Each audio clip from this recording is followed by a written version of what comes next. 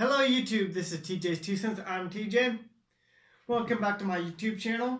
In today's video, we're going to be talking about Chapter 8 about in my life in foster care. And this video may be a little bit longer than the rest, only because I was actually at this placement for about a year, like I talked about in my previous video. And this is also where a lot of high school, a lot of mature stuff started happening. I mean, I kind of started growing up a little bit more, like people normally do when they enter high school. And I'm actually kind of getting a little bit emotional thinking about this because my friend Ashley just moved to Wisconsin, so. Anyways, I digress. I moved to Topeka right before I started high school. And yet before I actually attended high school, because I wasn't allowed to go probably maybe the first few days to a week of class because they was trying to figure things out.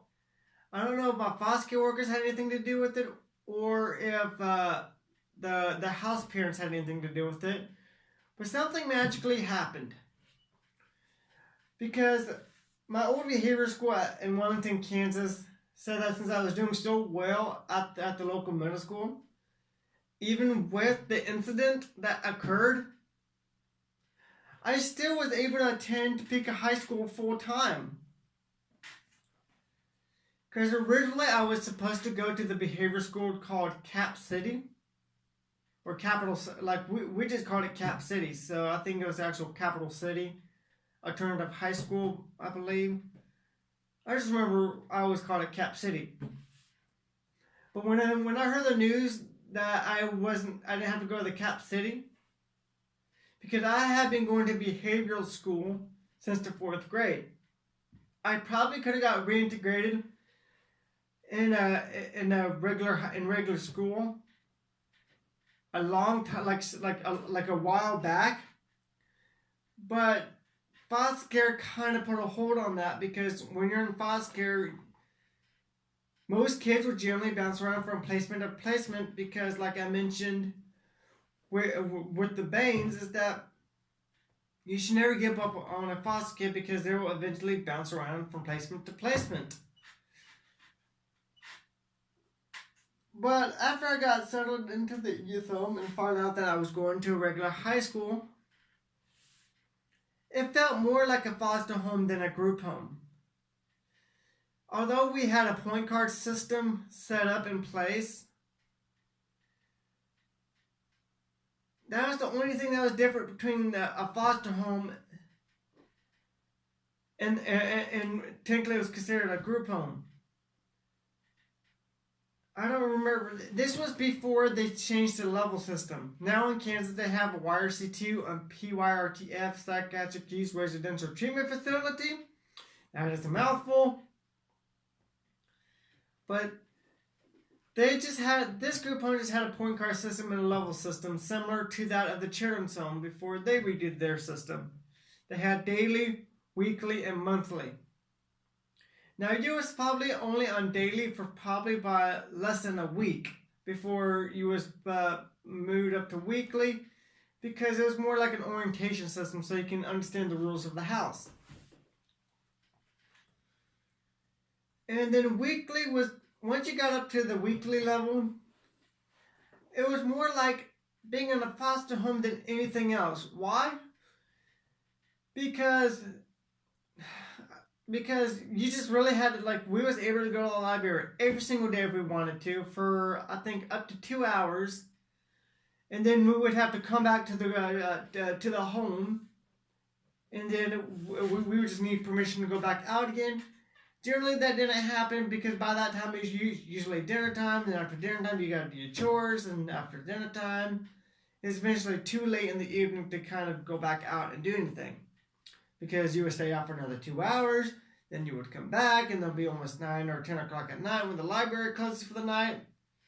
Generally, we end up going to the library after school was out when we got permission. But I ended up going to the library on the weekends because this was the first time that I actually participated in cross country at the time. So I'm kind of getting ahead of myself. The couple who ran the group home was Dorothy and Eric Snell, or Mr. E or Ms. D. They were good people and knew how to treat you well as long as you did the same with them too. Even if you treated them like shit and utter shit, I mean, like you just treated them like garbage. You treated them like garbage. They would still treat you with respect. And that's kind of a good philosophy to have because I end up just not thinking about it. That's kind of the same philosophy I have. You should always treat people whom you do not like or get along with love and respect, regardless of how they treat you, and hope that one day things will come for the better. Why? Because it's just a good philosophy to have. Because do you have to put up with bullshit? No. But I'm still getting ahead of myself. I digress again. When I had gotten enrolled in Topeka High, or I'm going to refer to as T-High, because that's what we also called it, I was told I'd be going to a freshman orientation class. Because they ended up doing that, I think, when I became a senior in high school. I was like, are you serious? That's a bunch of bullcrap. But after I went to that class for the first time, I met a girl named Ashley Carlson. When I first met Ashley Carlson, I told this to her, I think, maybe a few years down the road, and she ended up slapping me in the face like, Travis, you dick. But I thought Ashley looked like a preppy girl who might bite my head off when I tried to talk to her. Because she wore glasses and kind of had like that pointy, like serious face, like, or she must just be really interested in something, I don't know. But we had a class assignment to get to know each other, and I guess I chose Ashley so I can get to know her and see if I'll get turned down as a friend or not. And man, the innocence of childhood or being a teenager in high school. Well, at least a freshman, because, man, I just never realized that, because now it's kind of hard for me to even talk to people because of getting shut down. But I wasn't afraid to get shut down then. And I digress. Once class came to an end, we actually became really good friends. And then we then became really good friends. And Topeka High School was having a back-to-school dance shortly after school started. And of course, I asked Ashley if she wanted to go to the dance with me. She told me that I would have to meet her dad, and that she forewarned me that he was kind of scary, acted tough to her new guy friends. And after you get to know Chris for a while, he's more of a big teddy bear. I mean, like, he's kind of scary looking, but he's just all soft and cuddly inside. And he's kind of a goofball too, so I like her. I still talk to Chris and Joanne today, but I haven't talked about Joanne yet. Well, Chris isn't really all that scary after you get to know him. Of course, you don't want to piss him off either, because like I said, he is kind of he is a parent, so he is going to be protective over his children, make sure that they're loved and taken care of. But the day of the dance, I went to Ashley's house for the first time. And this is me kind of being nervous, trying to making sure everything was perfect and taken care of. I ended up accidentally burning my hand on the iron because I didn't realize when the iron is hot and ready to go that the light turns off. So I thought the iron wasn't working. So I kind of tried to quickly tap it and ended up burning my hand really bad. I still ended up going to the dance anyways. And I also remember the other guys from the group home trying to get me all dressed up for the dance because it was my first actual dance. And I think I ended up checking in a pair of baggy pants, whatever that I had to have with a belt, because I just thought it looked stupid.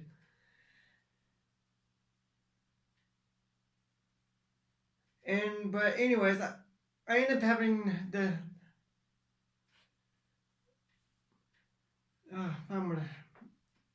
But anyway, I ended up going to actually have me and Joanne for the Hurt Sisters Heather for the first time. But I didn't really tell anybody about me burning my hand until like 3 or 4 days after the fact, because my hand was still kept my hand still hurt really bad. I met Joanne for the first time, and I also met Heather her sister Heather for the first time. I spent a few hours getting to know the family until I was about ready to go to the dance. I didn't really meet her dad just yet because he picked us up after the dance because he was working at that time. He worked as an armed security guard at the time, he worked as an armed security guard at the time. And after the dance actually, I don't remember too much from the dance other than checking in a pair of baggy pants that the guys from the group home kind of made me wear. But I kind of had fun at the dance. I don't remember anything like negative about the dance, and if anything bad happened, it probably would have stuck in my mind. After her dance, her dad picked us up and we were exchanging a few small talk. It was time, and I was going to actually walk back to the group home because it was like the group home and Topeka High was literally within spitting distance. If you stood on the front lawn of the house you could actually see Topeka High. Well, Chris went ahead and insisted and went ahead and gave me a ride back to the group home and ended up talking to the staff at the group home because it was Friday night, and on the weekends Miss D and Mr. E didn't really work because it was kind of their time off. But Chris also said during that ride that since I don't think it was that night though, but I think it was during the day, like another time when we all hung out, that he said that since she was a girl and she was my friend, that she technically was my girlfriend, and that since I was her friend and that I was a boy, that I was her boyfriend. But we technically, she wasn't really technically allowed to date until she was 16. So pretty much all the dates that we went on was always chaperoned by her parents. I remember many times we went out to eat several times. They took me to go see the Dead Sea Scrolls in Kansas City, Missouri. That ended up being a really fun event. We ended up losing her parents and got down with the exhibit early and just waited for them to come out the door. And we started practicing. I think this was spring semester of my freshman year. And because we were both in ROTC at the time. But I knew Ashley at the time was in the Marine Corps JROTC or ROTC. And this was a few months after the formal dance in November, because this was the first formal dance I ever had, and this would be the only formal dance I would ever have as a teenager and in high school. And I would tell you what happened the second time I had a formal dance. I got screwed up by these parents, but I'm getting ahead of myself. But actually, the ROTC program or JROTC program was having a formal dance because it was kind of like a military club for kids. You weren't obligated to join, but if you stayed in for 4 years, you got promoted to like an E3. Anyways, Ashley asked me if I wanted to go to the dance with her, and of course I said yes. And with her parent allowing me to escort to the dance, a few days before the dance, her parents were so nice to me. They had got me like $150 tux because it was a formal dance. And I think Ms. D and Mr. E just said like for them to go to this to Goodwill first and see if they could find something. But they ended up taking me to Goodwill first. And when the big day came, it was like a living nightmare today. Since Ashley and me was kind of going out, the event ended up being the closest thing I had to prom. Since I was in high school, like I mentioned before, I would never get to go to prom. We ended up went to we went to the dance, but before the dance, there was like a formal ceremony because the dance coincided with the Marine Corps birthday. So of course we had to go to the formal dinner and ceremony for the Marine Corps birthday. And the whole event consisted of a ceremony, a guest speaker, a dinner, then an after party. The event gave me so many happy memories, and I actually lost the original article, but I actually made it into the school newspaper on page 2. My name, I wasn't necessarily mentioned in the news article, just my picture was there. I was like, oh my god, this is so fucking cool. I ended up accidentally getting rid of the article, and I'm actually go back to Topeka High because I still have it in digital format. I could possibly even request a digital copy of it. Of course, you have to pay a kind of extra penny for it.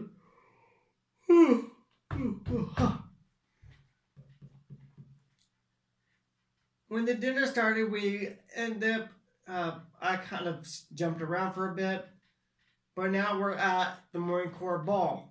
Sorry for about that. I'm kind of going off the script, and this book kind of needs to be edited properly. The dinner was starting. When the dinner started, we sat around with my other friends, Danny and Melissa, who were dating at the time. They're no longer dating. I think Danny's in the Navy or Marine Corps. I just know he's in the military. Melissa's in Lawrence, Kansas. And Dan was kind of somewhat my best guy friend at the time. And when I returned my senior high school, and even when I returned to my senior year of high school, when I wasn't hanging out with Ashley, I was hanging out with Dan and Melissa at the time. And when the guest speaker ended his speech, that's when the real fun started happening. I ended up having a lot of fun during the after party. I danced with Ashley the whole night. We ended up taking lots of pictures. I ended up losing some of the pictures too. I know we ended up getting a picture taken with Gunnar Kelly, who was we called him Gunnar Kelly because that's what we were told to call him, but he was a Chief Warrant Officer 3. And he retired. He's no longer there because of health issues, but that damn. And I already mentioned that. And I remember my senior year, I would end up getting in trouble with Gunnar Kelly. Really bad trouble. I mean, Gunnar Kelly doesn't yell like at the top of his lungs like a drill sergeant, unless you really fucked up. When it was time to head over back to the group home, her dad picked us up again and ended up talking to the staff for a small bit because by that time, I don't know, we just kind of like knew each other. Next was Christmas time. The next event I remember was Christmas time because it was one of the few times I actually had gotten a real Christmas. The group home really didn't have a big Christmas for the kids. I remember the group home and the board of partners taking all the kids out for a nice dinner and giving them all gift certificates, but that was really about it. The real Christmas was with the Carlsons. They gave me actually like a real present and an actual real dinner. The present was nothing special. I remember a dancing Santa Claus that played music. That played music. And I actually got a book from Chris called Starship Troopers. I don't know if it was that time or towards. I think I did get a book from Chris called Starship Troopers because I was considering going into the Marine Corps Ball later. and Christmas was over, it was also towards the end of wrestling season. I was also, aside from me joining the cross country team, I also joined the wrestling team. I was not that good of a wrestler. I mean, I only won one match my whole entire time as a freshman, and that really didn't count because it was a dual meet. And I probably and I could have won against the kid I beat before. I could have won against him again. But on that meet, I ended up wrestling a girl. She ended up kicking my butt in that meet. I wrestled the same kid I beat before. I knew if I would have beat him, that I would have to wrestle the same girl again. Because in my weight class, there wasn't really many people in my weight class, so there were a lot of buys. I ended up just taking my loss with the kid because I already embarrassed myself the first time. But now it shouldn't really matter because we're supposed to have equal rights. It shouldn't matter what happens. But I was 14 at the time and still being influenced by my peers, and I have my own way of thinking. Yeah, I love this sport and trying to do it again my sophomore year at my future high school. I spent a little over 9 months at the community youth home when the state started changing its regulations. And when it started to happen, the house parents decided to quit their job as house parents and move to Wichita, Kansas. So they had to call all the kids' workers and find them new homes. Mr. E had called me into the office and asked if I wanted to come down with them or to Wichita, Kansas, or if I wanted to stay with them in Topeka. I felt like I really didn't have a choice at the time to turn them down on the offer because I was already comfortable with Ms. D, Mr. E. I wish I would have stayed in Topeka because I probably would have stayed in one placement now I forgot what I was trying to say, but I probably would have been better socially off if I would have stayed in Topeka, because I still would have been connected with it. Actually, I take that back. I think it was good. I think when I think about it, like after I started thinking about it a little bit more,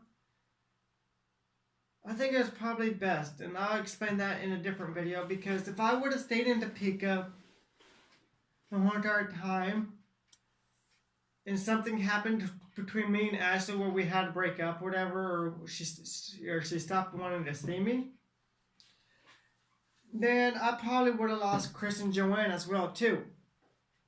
So I guess it was for the best. I did end up moving to Wichita, Kansas with Ms. D and Mr. E.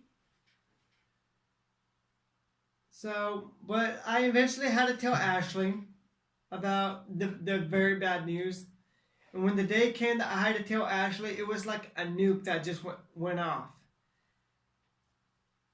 It was really bad. Ashley was so devastated that I was going home that she tried everything to make sure that I stayed.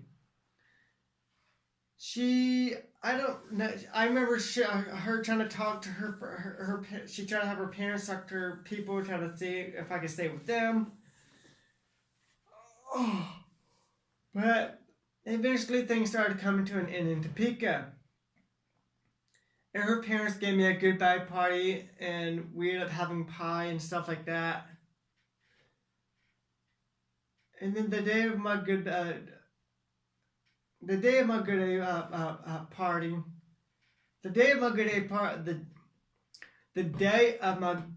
party. Man, tongue twisters, right? The day of my goodbye party, Ashley and Joanne had to come to pick me up from the group home, and took me out to dinner at one of my favorite Mexican restaurants that I enjoyed. We ordered our food and got our drinks, and everyone at the table got their straws off. And it was kind of a thing that we kind of did at the time, I guess, because it was just fun to do it, though. But we tore off a small piece of papers and then shot paper bullets at each other. It was kind of fun, though, and I don't know. I still kind of do that today though, in general, even with my own kid, because it's just something silly and fun to do.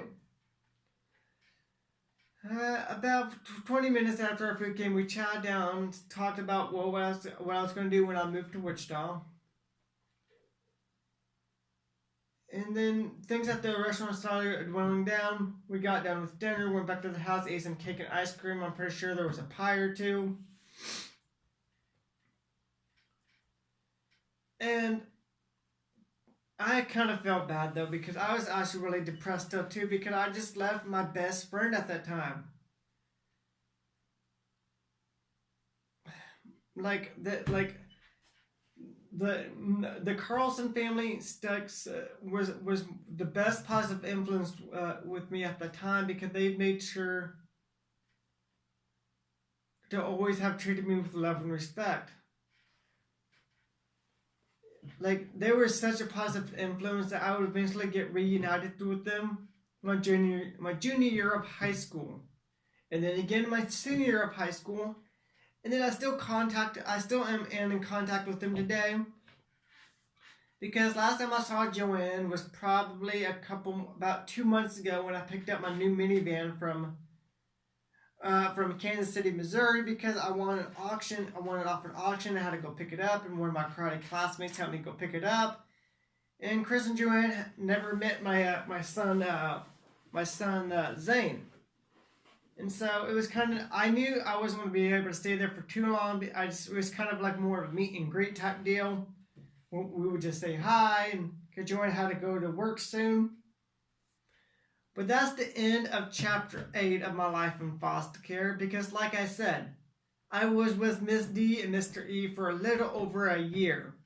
So there was a lot that happened, and I will get into chapter 9, because chapter 8 is called The Cottages, and chapter 9 is called The Snails. And they're kind of all one chapter, but it is so big of an event that I had to break into 2 chapters and 2 videos. So stick with me. We're about halfway through this series. Since there's about 20 chapters in this book, and we're halfway there. And I thank you for staying with me through these series. I know I haven't had very many views or whatever, but thank you so much for staying with me on this series. We're almost halfway there. And if I can get enough views or subscribers, I will end up giving a $25 gift certificate, 2 $25 gift certificates to 2 lucky subscribers. And there has to be at least 25 subscribers. I gotta make some rules. I just can't have 2 subscribers and just give them the 2 gift certificates. I will give out 2 gift certificates, $25 each, to 2 subscribers if I reach 25 more subscribers by the end of this series. Anyways, that's the end of this video. Hit the like button if you like it, dislike it if you dislike it. Comment down below if you have any questions, because I know I went kind of fast, because I kind of went off topic a bit, because there were so many memories in this video. Anyways, I gotta go. I keep rambling on. Hit the like button if you dislike it. Dislike it. I'm going to start a giveaway of $25 a piece. But anyways, I'll see you guys in the next one. And we're halfway through, so stick with me. And I'll see you guys in the next one.